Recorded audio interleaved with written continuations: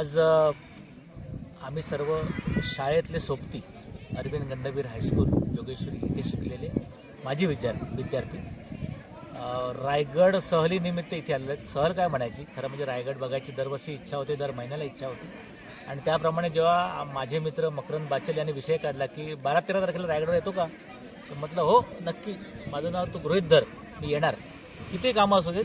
जेव्हा जेव्हा मला कोणतरी रायगडवरनं साथ घालतं, भेटायची जेव्हा उर्मी जागृत होते, तेव्हा मी नक्कीच सगळी कामं बाजूला ठेवतो आणि येतो. त्याप्रमाणे आम्ही सगळे मित्र 6 लोक इथे आलो आहोत. आणि इथे आल्यावरती मला एक विशेष जाणवलं की जेवढे शिवभक्त महाराजांचे भक्त इथे येतात ते खूप अंतर्मनातून छत्रपती शिवाजी महाराज की जय असं म्हणतात. आणि मला दरवेळेला असं वाटतं की आपण महाराजांचा अपमान करतो. आपण जेव्हा जेव्हा शिवाजी महाराज की जय म्हणतो तेव्हा तेव्हा आपण शिवाजी महाराजांचा धोरणांचा, त्यांच्या विचारांचा आपण अपमान करतोय असं मला सारखं वाटतं. म्हणून आज मुद्दाम मी माझे हे जे लहानपणीचे सोबती आहेत यांना हा प्रश्न विचारू इच्छितो की खरोखर ही जी घोषणा आहे ही महाराजांचा आदर करते की महाराजांच्या विचारांचा अपमान करते, हे तुम्ही सगळ्यांनी याच्यावरती व्यक्त व्हायचं आहे. आपण सुरुवात करूया माझे सर्वात लाडके आणि जवळचे, एकाच वर्गात एकाच बाकावरती बसणारे मकरंद यांच्याकडून. तुम्हाला काय वाटतं, खरोखर ही घोषणा योग्य आहे का? कसं आहे, शिवाजी महाराज की जय ही जी घोषणा आहे किंवा हा जो एक नारा आहे, तो ज्यावेळेला शिवाजी महाराज होते त्यावेळेला सुद्धा तो तसाच होता. कारण त्यावेळेला फारसी भाषेचा पगडा होता आणि त्याच वेळेला उत्तरेकडची जी भाषा आहे, जिथून कवी कलश आले होते, जी भाषा बोलायचे, कुठची भाषा ती ब्रजभाषा बोलायची. तर ती ब्रजभाषा होती. त्यावेळेला ते म्हणायचे शिवाजी महाराज की जय. पण ही अशी जी भाषांची जी सरमिसळ त्यावेळेला जी होती ब्रजभाषा, संभाजी महाराजांना 14 भाषा अवगत होत्या एकूण. तर त्यावेळेला ही ब्रजभाषा जी होती तीच आत्ता लोकांनी आहे ना, त्याच्यामध्ये इतर बाकीचे आहे जी आत्ता त्यात सगळे इतर हे मिळून जी हिंदी भाषा आली आहे जन्माला, हिंदी भाषा ती जास्त जुनी नाही, ती 100-125 वर्षांपूर्वी ती जन्माला आली आणि आता प्रचलित झालेली आहे. तर शिवाजी महाराज की जय हे त्यावेळेला म्हणायचे. पण आत्ता आपल्याला तसं म्हणता कामा नये, कारण शिवाजी महाराजांना सुद्धा फारसी भाषा किंवा इतर भाषांचा जो आपल्या लोकांवरती जो पगडा किंवा त्यावेळेला जो हे तयार झाला होता तो नको होता. त्यातले काही शब्द तर फारसी शब्द तर इतके वापरत होते, इतके प्रचलित झाले होते त्या काळामध्ये. त्याकरता शिवाजी महाराजांनी स्वतः पुढाकार घेऊन रघुनाथ पंत हणमंते यांना सांगून मराठी भाषा व्यवहारकोश तयार केला आणि बऱ्याच फारसी शब्दांना त्यांनी प्रति मराठी शब्द तयार केले. खूप असे शब्द होते फारसी शब्द, त्यातल्या बऱ्याच शब्दांना त्यांनी प्रति मराठी शब्द दिले. त्यामुळे शिवाजी महाराजांना मराठी भाषेबद्दलचा जो अभिमान, जो एक त्यांना आपुलकी किंवा त्यांना जो मराठी भाषेबद्दल जो गर्व होता, तो त्यांना मान देण्याकरता तरी आज आपण शिवाजी महाराज की जय असं न म्हणता प्रत्येक वेळेला शिवाजी महाराजांचा, छत्रपती शिवाजी महाराजांचा विजय असो असंच म्हणायला हवं. कसं म्हणजे मला काय वाटतं, माझ्या भावना आहेत त्या वैयक्तिक असले कदाचित. आपण त्यावेळेला शिवाजी महाराज कसे दिसायचे, काय बोलायचे याचा काही इतिहास आजही कुठे उपलब्ध नाही आहे. आपल्या ऐकिवात गोष्टी आहेत किंवा त्यावेळेचे काही पत्रव्यवहार आपण बघितलेले आणि आपण त्याच्याविषयी ज्या ठोकताळे बांधलेले आहेत त्यावरून आपण त्याचा इतिहास सांगतो. तेव्हा नक्की तेव्हा घोषणा किती लहान असेल, किती मोठी असेल, फारसी भाषेत नक्कीच असणार, कारण ती त्यावेळेची ती परंपरा होती. पण आपण जेव्हा शिवाजी महाराजांना दैवत म्हणतो ना, आपला देव, तेव्हा त्यांची जागा बदलते. आपण जेव्हा आपल्या आईला आपलं देव समजतो, आपल्या वडिलांना तीर्थरूप म्हणतो, आपल्या घरातील कुलदेवता असते किंवा आपलं जे आराध्य दैवत असतं त्यांच्याशी आपण आपल्या मातृभाषेतच बोलतो. जी गोष्ट आपण सबकॉन्शियस माइंडमध्ये आपण म्हणतो, म्हणजे खूप मोठं सावध होऊन मुद्दाम काय करायचं नसतं. मनापासून जी गोष्ट येते, अर्थतेने जी गोष्ट येते ना, ती नेहमी आपल्या मातृभाषेतून येते. कारण आपल्या विचारांची भाषा ही मराठी आहे, आपली मातृभाषा ही मराठी आहे, महाराष्ट्राची राज्यभाषा मराठी आहे. तेव्हा खरोखर छत्रपतीविषयी आपल्याला तो दैवत म्हणून जर आदर असेल आणि त्यांची जर आपल्याला स्मृती जागवायची असेल तर ती अशी आतून आली पाहिजे उर्मीने, आणि ती नक्कीच 100% मातृभाषेतून आली पाहिजे. जर ती मातृभाषेतून नसेल तर 100% ते दिखाऊ आहे. असं मला वाटतं. तेव्हा आपण कधी आपल्या कुलदेवता खंडोबा की जय म्हणत नाही, पंढरपूरच्या विठोबा की जय म्हणत नाही, ज्ञानेश्वरी माऊली की जय म्हणत नाही आपण कधी. आपण आपल्या गावची भराडी असू देत, रवळनाथ असू देत, जी आपली ग्रामदेवता आहेत त्यांची पण रवळनाथ की जय आपण कधीच म्हणत नाही. त्याचा आपण वेगळा जय जयकार करतो, वेगळी स्तुती स्तुमनं असं त्याकरता. तसं जर महाराज हे जर खरोखर आपलं दैवत असतील आणि दुसरा भाग जर ते मनापासून असेल तर ते आपल्या आई की जे आपण असं म्हणणारच नाही ना. आईचा विजय असो, बाबांचा जय जयकार असो, तसं छत्रपती शिवाजी महाराजांचा विजय असो, छत्रपती शिवाजी महाराजांचा जय जयकार असो, असं आलं पाहिजे. वैद्यसाहेब तुम्हाला काय वाटतं? कारण तुम्ही आमच्यामध्ये सर्वात जास्त श्रेष्ठ आहात, आमच्या सगळ्यात वयाने मोठे आहात, त्यामुळे तुम्हाला ऐकायला मला आवडेल ह्या विषयावरती. बरोबर आहे. शिवाजी महाराजांची पण काय झालं की लहानपणापासून आम्ही जे ऐकत आलो ते आमच्या मनात बिंबत गेले. तर ते जर काढायचं असेल तर कसोशीने प्रयत्न केले पाहिजे. आणि म्हणून हे वारंवार आपल्याला आमच्या मनावर ठोकता आलं पाहिजे स्वतःच की शिवाजी महाराजांची जय की जय न म्हणता शिवाजी महाराजांचा विजय असो हाच उद्घोष झाला पाहिजे. कसं आहे, महाराष्ट्रापुरतं आपण शिवाजी महाराजांना सीमित ठेवू शकत नाही. शिवाजी महाराज हे महाराष्ट्रातच जे होते, पण त्यांची कीर्ती भारतात पसरली, जगात पसरली. म्हणजे इतर जेव्हा लोक शिवाजी महाराजांना इतर भाषेत तर ते त्यांच्या भाषेत शिवाजी महाराजांचं जय म्हणताना त्यांची भाषा वापरू शकतात. पण निदान महाराष्ट्रात मराठी लोकांनी महाराजांचा विजय करताना मराठीतच करायला पाहिजे.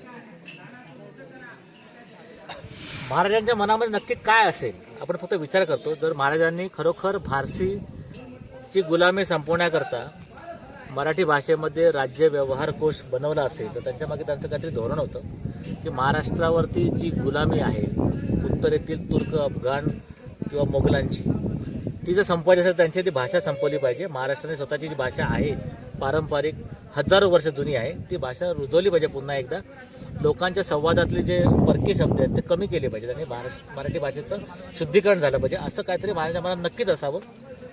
तुम्हाला काय वाटतं ह्याच्याविषयी की महाराजांचं असं काही धोरण असेल का? आणि जर असेल तर मग आपण ते धोरण पाळलं पाहिजे ना. आपण नुसतं महाराज की जय किंवा जय जयकार म्हणण्यापेक्षा महाराजांना जसं वाटतं, त्यांनी जे शिकवलं आहे, त्यांचे जे विचार आहे त्याचा आपण अनुनय केला पाहिजे. निर्णय केला पाहिजे, बरोबर. पण आपला इतिहास हा फक्त परीक्षेपुरताच मर्यादित राहिलेला आहे.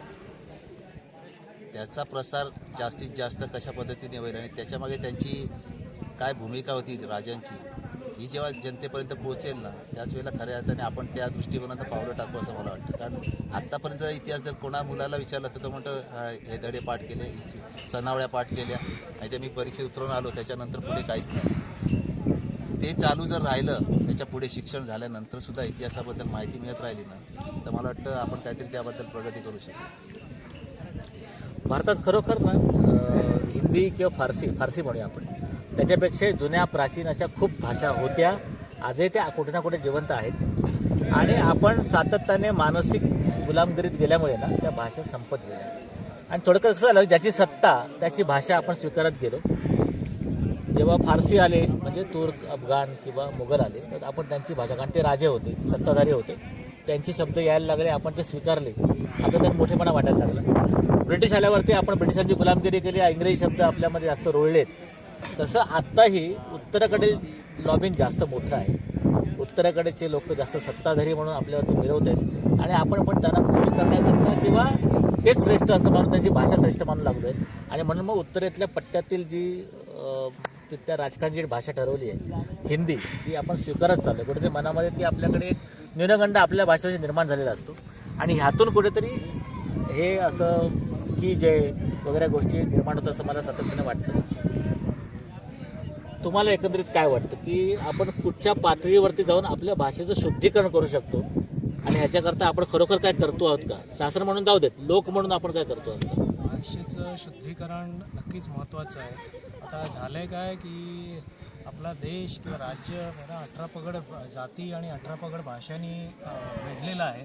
त्यामुळे बरीचशी सरमिसळ झालेली आहे आणि आपली जी मूल भाषा आहे, मातृभाषा आहे चांगली, जी ज्ञानेश्वरांच्या काळापासून, रामदास स्वामींच्या काळापासून, शिवाजी महाराजांच्या काळापासून एक सुंदर आलेली आहे, त्याचा हळूहळू आपल्याला लोप होत चाललेला असं वाटतं. किंवा त्याचं काय म्हणतात जास्ती संवर्धन होत नाही. इतर भाषेतले खूप बरेचसे शब्द आपण घेतलेत आणि ते लोप होण्याचं कारण काय?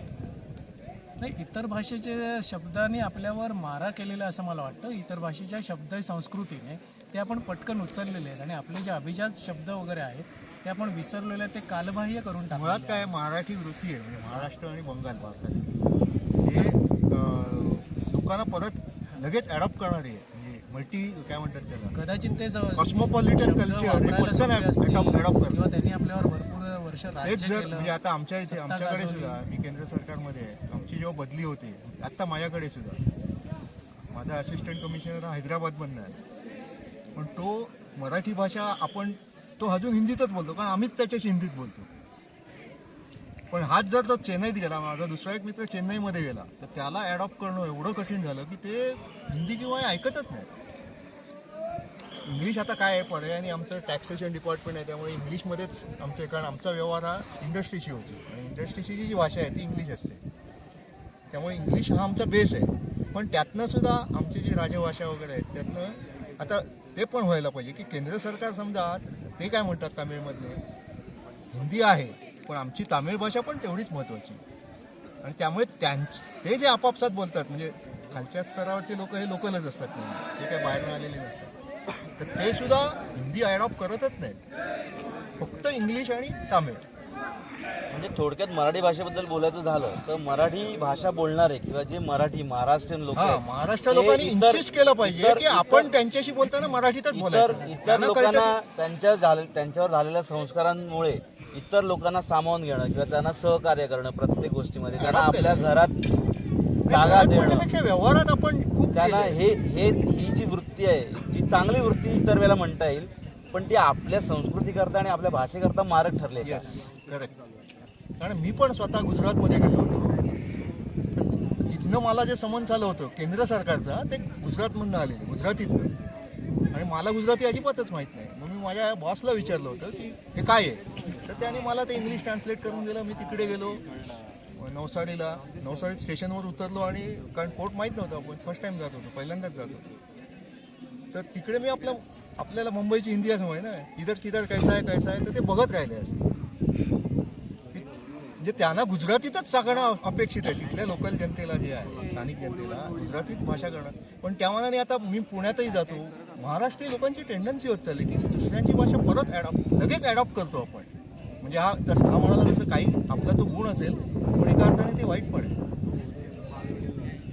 कुठेतरी असं वाटतं की तुमच्या म्हणण्यावरनं की मराठी माणसाला किंवा महाराष्ट्रातल्या माणसाला इतर सर्व भाषा आपल्यापेक्षा श्रेष्ठ आहे असं कुठेतरी वाटत असावं, आणि म्हणून लगेच दुसऱ्या भाषेला सलाम मारणं, त्याची भाषा ॲडॉप्ट करणं तुमच्या भाषेमध्ये.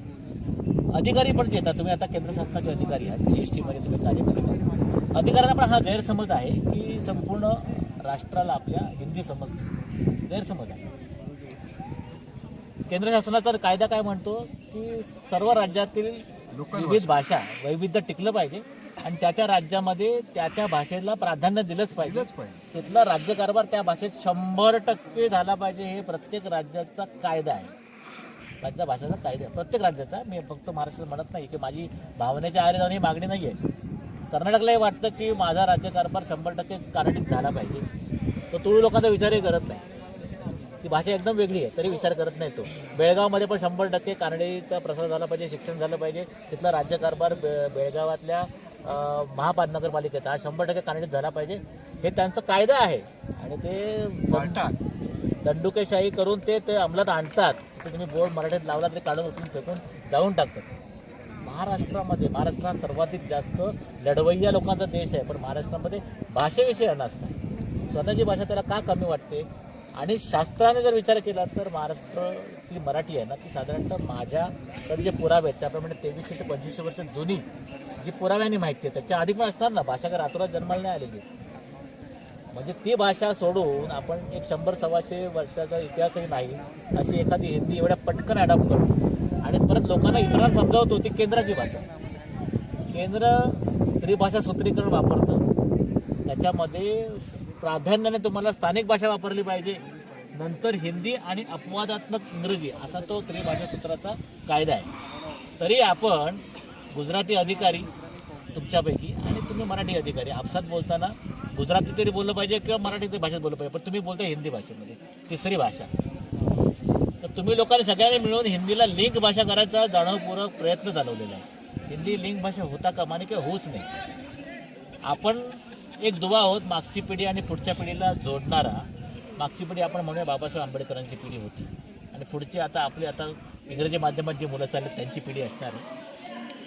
बाबासाहेब आंबेडकरांनी राज्यघटना निर्माण केल्यानंतर किंवा त्याचा जो गाभा आहे किंवा नंतर संसदेमध्ये जी बिल पास झाली त्याप्रमाणे ठरलं होतं की इंग्रजी भाषा ही पुढल्या 15 वर्षांतर वापरायची नाही आणि राज्यकारभार हिंदीमध्ये थोडासा चालवायचा किंवा त्या राज्याने त्याच्या राज्याच्या भाषेत तो कारभार चालवायचा.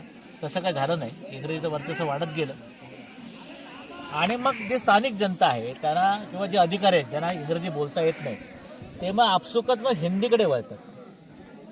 त्यांच्या मनात तो निरागंड असतो की मला इंग्रजी येत नाही, मग दुसरी भाषा कुठली तर मग हिंदी, आणि मग ते हिंदीचा प्रभाव वाढत जातो. हे कुठेतरी आपण थांबवलं पाहिजे. तुम्ही भले केंद्राचे अधिकारी असाल तरी पण तुम्ही वावरताय महाराष्ट्रात, महाराष्ट्राच्या बाहेर जाऊन तुम्ही कुठलंच तुमचं कर्तव्य करत नाही. तुम्ही ज्या लोकांशी संपर्क साधताय किंवा ज्या लोकांना GSTची सेवा देत आहे ते सगळेच महाराष्ट्रातले मराठी राज्यभाषिक आहेत. तुमच्या वरचा अधिकारी पण कदाचित महाराष्ट्रामध्येच काम करतोय ना. तुम्ही कधी केंद्राशी सगळे अधिकारी केंद्राशी थेट काय बोलत नाही, त्यामुळे तुम्हाला हरकत नाही. जर तुम्ही सगळ्यांनी ठरवलं तर तुम्ही मराठी भाषेत तुमच्या वरिष्ठांशी बोलू शकतात आणि तुमच्या ग्राहकांशी बोलू शकतात, नागरिकांशी बोलू शकतात. पण हे आतून जाणवलं पाहिजे, आपल्या मनात आलं पाहिजे आणि कुठेतरी ह्याची सुरुवात झाली पाहिजे. आपल्या मनात आलं की आपण त्या दिवसापुरतं कुठेतरी बदल घडवतो, परत दुसऱ्या दिवशी सकाळी झोपेतून उठलो तर परत कालचा दिवस विसरलेला असतो आपण, मग परत ये रे माझ्या मागे असं होतं. म्हणजे महाराष्ट्राबद्दल थोडंसं बोलायचं झालं ना किंवा महाराष्ट्र भाषेबद्दल, तर आत्तापर्यंत जितके संत किंवा जितके सुधारक त्यांची संख्या जी महाराष्ट्रातली आहे ना की इतर देशातल्या लोकांपेक्षा कितीतरी पटीने, अगदी शेकडो पटीने जास्त आहे.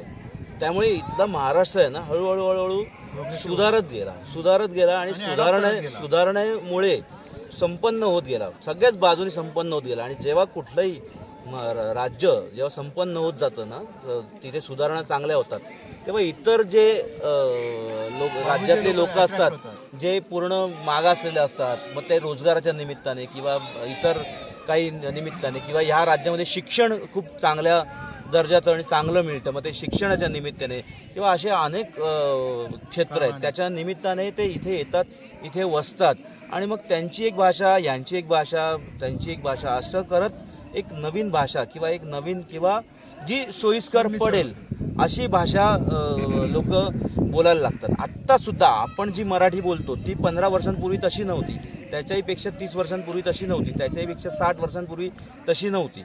टिळकांचा जेव्हा जन्म झाला होता त्याच्यानंतर जी मराठी आपण महाराष्ट्रात बोलत होतो ती आत्ता राहिली नाही. आणि भाषा ही प्रवाही असते. भाषेमध्ये अनेक शब्द इतर संस्कृतीमधनं, भाषेमधनं त्या वेळेला गरज लागली म्हणून ते येतात किंवा एखाद्याला एक शब्द याच्या भाषेचा एक शब्द तो बोलतोय, त्याच्या भाषेचा त्या तो कळत नाही, पण त्यातून कुठला तरी एक तो शब्द बोलतो, एकदा बोलतो, दोनदा बोलतो, तीनदा बोलतो, चौथ्यांदा बोलल्यावर त्याला कळतं, मग त्या गोष्टीबद्दल, त्या वस्तूबद्दल तो शब्द रूढ होत जातो, त्या ह्याच्यामध्ये सर्व मान्य होतो. तर असे बरेच शब्द आलेले आहेत. पण हिंदी भाषेबद्दल बोलायचं झालं किंवा महाराष्ट्राबद्दल बोलायचं झालं तर मगाशी मी सांगितल्याप्रमाणे की इतर सगळ्या जातीच्या लोकांना किंवा इतर राज्यातल्या लोकांना आपण सामावून घेत गेलो आणि मग त्यांच्याबरोबर त्यांची भाषा आणि आपली भाषा बोलत गेलो. ठीक आहे, आता थोडंसं आपण आपल्याबद्दल स्वार्थ बाळगा पाहिजे, स्वार्थी विचार करायला पाहिजे. अत्रे म्हणाले होते की मराठी लोकांची हिंदी भाषा बोलण्याची जी सवय आहे ना ती एक दिवस मराठ्यांना गाडणार आहे, पूर्ण त्यांची वाट लावणार आहे. तर आता अत्रे गेले, त्याला आता बरीच वर्ष झाली, मला वाटतं 68ला अत्रे गेले, 66ला 68ला गेले अत्रे. त्याच्यानंतर आज ते 32 आणि 22 म्हणजे आता ती परिस्थिती आता आलेली आहे. आता ती परिस्थिती आलेली आहे. मराठी भाषेचं नुकसान आपण मराठी लोकच करतो. मराठी भाषेचं म्हणण्यापेक्षा मराठी माणसाचं नुकसान आपण करतोय आता. म्हणजे मकर साहेबांनी विषय छान मांडला की भाषा ही नेहमी प्रवाही राहिली पाहिजे, तर ती शुद्ध होत राहते आणि जास्त तिचा भावार्थ वाढत जातो. पण ज्या शब्द आपल्या भाषेत नाही आहेत ना ते शब्द इतर भाषेतून स्वीकारले पाहिजे, नव्हे त्याचं स्वागतच झालं पाहिजे. पण आपली भाषा, आपले शब्द आपण गाडून ते संपवून नवीन भाषेचे शब्द स्वीकारणे हे चुकीचं आहे. त्याच्यामुळे आपली भाषा पूर्णपणे संपून जाईल, हा एक भाग झाला.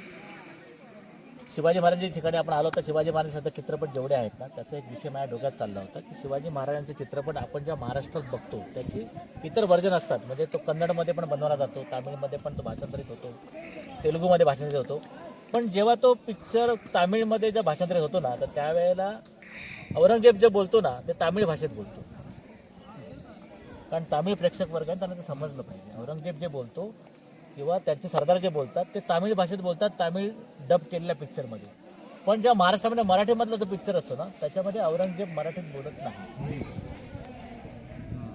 त्याचे सरदार मराठीत बोलत नाही, ते हिंदीत बोलतात, जी भाषा त्यावेळेला औरंगजेबाला येत नव्हती. ही भाषा औरंगजेबाला येत नव्हती. ही गुलामगिरी आहे ना, ही गुलामगिरी आहे ना. तुम्ही तो फिल्म कोणाकरता बनवली आहे? तिथल्या प्रेक्षकांना कळण्याकरता ना. तामिळ प्रेक्षकांना कळण्याकरता औरंगजेब जर तामिळमध्ये बोलत असेल तर मराठी प्रेक्षकांना समजणारा औरंगजेब मराठीत का बोलू नये? हे सगळे सिरियलवाले जेवढे आहेत ना ते हात घोळ घालतात. अक्कलकोटचे स्वामी समर्थांची आता ती एक सिरियल चालली छान, अगदी भक्तिभावाने म्हाताऱ्या कोताऱ्या आमच्या सगळ्या आया बहिणी बघतात, आजी पण बघते. ते स्वामी समर्थ ते हिंदीत बोलायला लागले अचानक. त्यांच्या वेळेला खरोखर हिंदी होती का? कोणच प्रश्न विचारत नाही ते दूरदर्शन किंवा त्या टी व्ही मालिकेच्या त्या निर्मात्याला. ते अक्कलकोट स्वामी हिंदीत बोलतात. पण मैं गया नहीं मैं जिंदा हूँ हे त्यांचं वाक्य आहे. शोध घ्या ना याचा. ह्याला काय ह्याच्याबद्दल अजून संशोधन व्हायला पाहिजे. हा, शोध घ्या ना. हे नक्की त्यांनी म्हटलेलं आहे. हे वाक्य जे आहे ते त्यांच्या स्वामींच्या सगळ्या मठांमध्ये मुंबईच्या जाऊन आलं त्या सगळ्या मठांवर लिहिलेलं आहे. मैं गया नाही मैं जिंदा हूँ. हा, मग हे कोणी कधी बोलले आणि स्वामींचा कालावधी काय होता? का त्यांच्या भक्तांनी का काही याच्यामध्ये वाढ केली ह्याचा सगळा शोध याचा घ्यायला प्रश्न आपल्याला का पडत पाहिजे. नाही? तितकंच खरं आहे. बरोबर. शिर्डीचे साईबाबा ते काही वर्ष मुस्लिम घराण्यात वाढले, पण त्या मुसलमान तो महाराष्ट्रीयन मुसलमान होता, तो मराठीत बोलवता घरामध्ये. शिर्डीचे साईबाबा अचानक त्या घरात वाढले आणि हिंदी कशा काय बोलायला लागले? प्रश्न पडतो. हा प्रश्न का पडत नाही लोकांना? शिर्डी साईबाबा फक्त त्या मुस्लिम घरामध्ये होते, पण तो मराठी होता ना. धर्म आणि भाषेचा काही संबंध नाही. धर्माची भाषा नसते. मुस्लिम धर्माची भाषा हिंदी नाही. हे कसं आहे माहिती आहे, आता आपल्या घरामधनंच खूप कमी होत चाललं. याला कारण पुढच्या पिढीला किंवा आत्ताच्या पिढीला नाही देता आणि आपलीच पिढी थोडीफार जिम्मेदार आहे असं मी म्हणेन. आहेच ना. कारण सकाळी उठल्यावर आपणच मुलांना शिकवतो गुड मॉर्निंग गुड आफ्टरनून वगैरे म्हणा म्हणून, मम्मी पप्पा म्हणा. हे सगळं आता हळूहळू कमी होत झालं पाहिजे. त्यांना संध्याकाळची प्रार्थना नाही येत बऱ्याच मुलांना, शुभं करोती म्हणायला शिकवलं पाहिजे. जे काही संस्कार आहेत मराठी भाषेने किंवा आपल्या संस्कृतीने दिलेले ते चांगले त्यांच्यावर बिंबवले पाहिजेत. आणि ते कसे बिंबणार ते जेव्हा आपण ते वापरू तेव्हा ते बघून त्याचं ते अनुकरण करणार. जर आपणच अनुकरण नाही केलं तर ते करणार नाहीत अशी माझी समजूत आहे. शिवाय मराठीमध्ये खूप अभिजात खूप अतिशय सुंदर साहित्याची निर्मिती मराठी भाषेत झालेली आहे जी इतर कुठल्याही भाषेत झाली नाही. आधी मी तर म्हणेन आता पूर्वीचे ग्रंथ घ्यायचे माहीम भट्टनी लीळा ग्रंथ लिहिल्यापासून चक्रधर स्वामींच्या पासून ते ज्ञानेश्वर अगदी दासबोध आणि तुकारामांचे अभंग, ही सगळी मराठी भाषा ह्या नव्या पिढीच्या कानावरनं गेली पाहिजे. त्यांना ती काय म्हणतात ते श्रवण केली पाहिजे. त्यांनी रोज एखादा अभंग एखादं पान त्या घरामध्ये वाचलं जावं. आणि सगळ्यात महत्त्वाचं म्हणजे मला सांगा किती लोक मराठी पेपर वाचत असते ठीक आहे, किती जण मराठी बातम्या बघतात. आज आपण पटकन आज तक लावतो, ते दुसरे लावतो, दूरदर्शनच्या मराठी बातम्या खूप बघत नाही, BBC बातम्या बघितल्या जातात, मराठी बातम्या ऐकल्या जात नाहीत व्यवस्थितपणे. असं पण आहे त्याला कारण, बरीच कारणं आहेत. मराठी पेपर वाचायला पाहिजे रोज लोकांनी. चांगल्या कथा कादंबऱ्या पण वाचायला जे मराठी अभिजात साहित्य आहे त्यातनं थोडीशी मुलांना गोडी लागून पुढच्या पिढीला मराठीचं संवर्धन निश्चित होईल. त्याला वेळ लागेल, थोडासा काळ जाईल, पण होईल निश्चितच अशी आशा करूया. आणि सामंत साहेबांनी आता जे विचार सांगले ते खूप चांगले सांगले. कारण मराठी एकीकरण समिती त्याने बरेच वर्ष कार्य केलं, त्यांचा अनुभव पण दांडगा आहे आणि त्यांचे विचार अतिशय स्तुत्य आहेत, त्यांचा अभ्यास चांगला आहे आणि त्यांच्या स्वप्नाप्रमाणे किंवा त्यांचं जसं वाटतं तसं सगळं छानपैकी मराठी बोलून देश पूर्ण महाराष्ट्र घराघरामध्ये पण भाषेचा प्रश्न कसा आहे माहिती आहे का, की जगातली जितकी आर्थिक संपन्न शहरं आहेत ना तिथे प्रत्येक ठिकाणी हा भाषेचा प्रश्न उद्भवतो. जितकी कुठल्याही जगातली कुठल्याही किंवा भारतातली सुद्धा कोलकाता घ्या किंवा मुंबई घ्या, पुणे घ्या, पण मी काय सगळी जी आर्थिक संपन्न झालेली शहर आहेत जपान, चायना, ते भाषेचा स्पेन जे आहे ते मातृभाषेत पूर्ण शिक्षण स्पॅनिशमधनं, जापनीजमधनं, चायनीजमधनं अतिशय उत्तम मुद्दा मांडला आहे. बरोबर. आणि आपणच मग का आपलं जे हायर शिक्षण आहे ते इंग्लिशमध्ये पाहिजे. पण मला भाषेचं कुठल्याच असं कमी लेखायचं नाही, इंग्लिश पण बरं, जरूर शिकायला पाहिजे. जापानमध्ये जितकी शहरं आहेत त्या सगळ्यांची भाषा एकच आहे. हां, 2 किंवा 3 असेल. आपल्या भारतामध्ये तेच तर आहे ना. प्रत्येक राज्याची वेगळी भाषा आहे भाषा आहे. आणि भाषावर प्रांतरचना झालेली भाषावर आहे. प्रांतरचना. पुन्हा एकमेकांच्या शहरात राज्यात जायला कुठलीही बंदी नाही आहे, राहायला बंदी नाही आहे. तुम्ही तिकडे स्थावर तुम्ही जंगम विकत घेऊ शकता, सगळं करू शकता. आणि मग जेव्हा आपण म्हणतो की विविधतेने नटलेला आपला देश आहे, तेव्हा त्याच्याबरोबर ह्या ज्या गोष्टी आहेत ना ह्या येतात, पण त्या तुम्ही सरकारी पातळीवरती, प्रशासकीय पातळीवरती तुम्ही लक्ष देऊन त्या राबवल्या पाहिजेत, करायला पाहिजेत. स्थानिक जे लोक आहेत ज्यांना आपण काय महाराष्ट्रापुरतं बोलायचं झालं तर त्यांना अभिजात तुम्ही मराठी खरंच कमी होत चाललेली आहे. म्हणजे त्यांना त्याचा प्राधान्य वापर द्यायला पाहिजे तुम्ही. आणि आपण परत मूळ विषयाकडे जाऊया की महाराजांनी राज्य व्यवहार कोश कशा करता बनवला होता, त्याच्यामागचा विचार काय होता, धोरण काय होतं. आजचे राजकारभार जे करतायत आमदार, खासदार, मुख्यमंत्री, मंत्री, ह्याला खरंच हे धोरण माहीत नाही आहे का. आजचे जे आपले आमदार, खासदार, लोकप्रतिनिधी आहेत ना, ते मंच मिळाला, माईक मिळाला की लगेच हिंदीत सुरुवात होतात. त्यांना ती गुलामीची सवय आहे की त्यांना दिल्लीचं स्वप्न पडलं की त्यांना असं वाटतं की मी हिंदीत बोललो तरच मी दिल्लीत पोहोचू शकेन. तर तसं असेल तर ते अत्यंत चुकीचं वाटतं मला, कारण आतापर्यंत जेवढे राष्ट्रपती झाले त्यातल्या खचितच एखाद्या राष्ट्रपतीला हिंदी बोलता येत होतं. प्रणव मुखर्जींना हिंदी बोलता येत नव्हतं. किंवा जे सुरुवातीचे जेवढे राष्ट्रपती होते सगळे दक्षिणेकडचे ते कोणीही हिंदी बोललेले नाही आहेत. देवेगौडा होते, पंतप्रधान देवेगौडा होते, कुठे त्यांना हिंदी बोलता येत होतं. किंवा आता सगळ्यात यशस्वी राष्ट्रपती आपण जे म्हणतो APJ अब्दुल कलाम, त्याने कधी हिंदी बोललेलं आठवतच नाही हो माईकवरती. जेव्हा ते हिंदी बोलले म्हणून लोकांना मतदान केलं का. वेल नोन कोणतं म्युझिक डायरेक्टर AR रहमान तो कधीच हिंदी बोलत नाही, सारखं इंग्लिशच बोलतो. आज ममता बॅनर्जी कधी दिल्लीला जाऊन तरी कधी हिंदी बोलते का, ते मग बंगालीमध्येच बोलते ना. त्यांनी आपली भाषा सोडलेली नाही, मग त्यांचं काय पकड कमी झाली का राजकारणावरची. प्रत्येक स्टेटचं तुम्ही घ्या ना, स्वतः मोदी किंवा एक देश एक भाषा असा विचार मांडणारा अमित शहा जेव्हा आता गुजरातचं तिथे इलेक्शन चालू आहे, निवडणूक प्रचार करतायत, चुकून तरी एक हिंदी वाक्य बोलतोय का. तो पूर्णपणे गुजरातमध्ये गेला की गुजरातीमध्ये बोलतोय. मग आमच्या महाराष्ट्रातील लोकप्रतिनिधींना इथे महाराष्ट्राच्या धर्तीवरती लाज का वाटते मराठी बोलायला. मग तो राज्यकारभार मराठीत कसा चालणार, हा प्रश्न महाराज विचारतायत ह्या राजकारण्यांना. यांचे कान ह्याने बंद करून घेतले का. खरोखर काय काय काय काय डोक्यात कल्पना असतात मला माहिती नाहीत, पण ह्याच्याकरता आपण मतदार म्हणून, पण नागरिक भाषेच्या अनुषंगाने हा अतिशय उत्तम प्रश्न उभा राहिला आहे की हे राजकारणी सत्ताकारण करतायत, समाजकारण करतायत की स्वतःची तुंबडी फक्त भरण्याकरता ते त्या याच्यावर आलेले आहेत. त्याने गृहीत धरलंय का की हिंदी बोलत तर मी राजकारण करू शकतो. राजकारण्यांवर अवलंबून राहण्यात काही जास्त अर्थ नाही. याला जनरेटच चांगला पाहिजे. जे महाराष्ट्रातला तरुण आहे ना, तो ह्या राजकारण्यांना फॉलो करतोय, त्यांचा अनुयायी करतोय ना. आज कुठल्याही तरुणाला विचारा, चिमटा काढा, लगेच तो इकडची तिकडची बाजू घेतो, कुठल्या नेत्याची बाजू घेतो. तो कधीच असा उदासीन नसतो किंवा न्यूट्रल नसतो कधीच. म्हणजे तो कोणाला तरी फॉलो करतोय आणि मग त्या चुकीचे पायंडे जे पाडले तर त्याला फॉलो करतोय. हे सगळं थांबवण्याकरता या सगळ्या जनतेला जागृत करणं खूप गरजेचं आहे, तरच महाराजांचे विचार टिकतील.